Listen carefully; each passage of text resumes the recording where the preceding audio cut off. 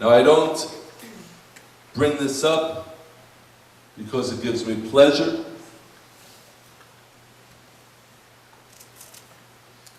But I think it's important to speak about the reality in the United States today, where the United States has a president that panders to the Islamic world. And that is a serious problem. We talk about a president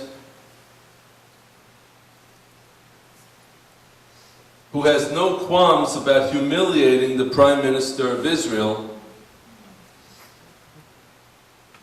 on a visit to the United States. Now, I know that he says that he's a Christian. I'm not going to get into his origins, even though everyone in Kenya says that he's a Muslim. But I'm not going to be the one to judge that. There are other people doing that. But I have to judge people by their actions. How many of you have ever heard of Percy Sutton?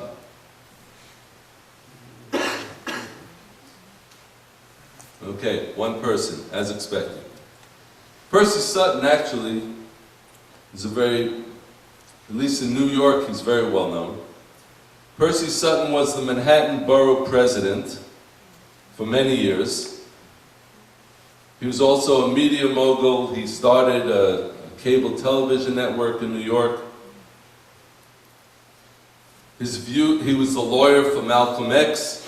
His views leaned to the left, but he was respected across the political spectrum in New York City.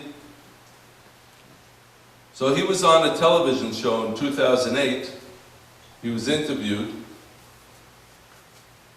And the interviewer was a black man, as is Percy Sutton, or was Percy Sutton. He just passed away. And the interviewer asked him, well, what do you think of President Obama? Well, he said, well, of course, I think he's brilliant, and he's wonderful. So the interviewer said, do you know him? Do you know President Obama? Oh, excuse me, not president. He said, do you know Barack Obama? Because he hadn't been elected yet. It was during the campaign. And he said, yes, in fact, my ties to Barack Obama go back about 20 years.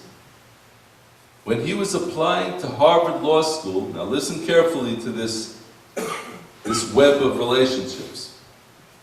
When he was applying to Harvard Law School, I got a phone call from a man named Khalid al-Mansour, who was the principal advisor for one of the richest men in the world. He asked me if I would call up Harvard University on behalf of a young man who they were supporting, raising funds for, and if I would help him get into Harvard University. So I called up Harvard University and I gave them my recommendation to get him into Harvard Law School, and they had it all arranged that he would become the head of the Harvard Law Review. This is from Percy Sutton.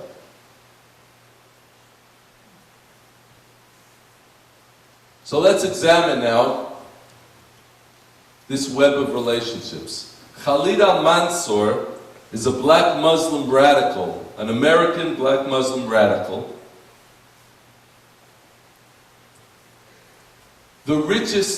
One of the richest men in the world, who he is the top advisor for, is Prince al-Walid bin Talal,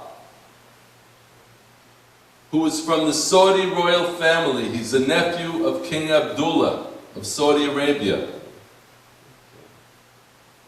Now I would like to know why Khalid bin Talal, a black Muslim radical, and Prince Awalid bin Talal were raising money for Barack Obama 20 years ago.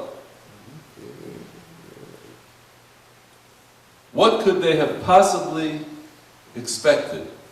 And there are reports that the person who connected them with Barack Obama was William Ayers, who, for those of you who don't know, is an American far-left terrorist who was arrested for attacking the Pentagon back in the 1970s, I believe it was. There are some very troubling connections there. But George Washington understood that that biblical connection was not just a biblical connection by itself. It was a connection from the Hebrew Bible, a connection from Israel.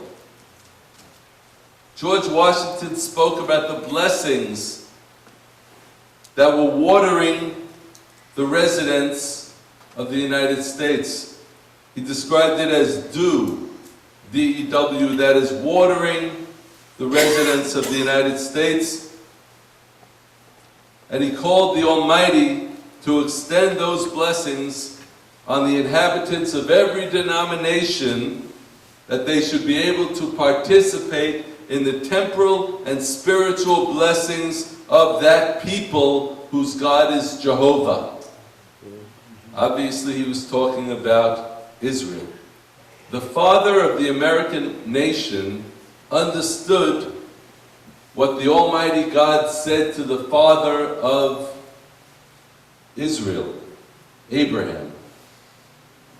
I will bless those who bless you, and him who curses you, I will curse. And all of the families of the earth will be blessed through you. That is direct from the Bible. George Washington understood it. John Adams understood it.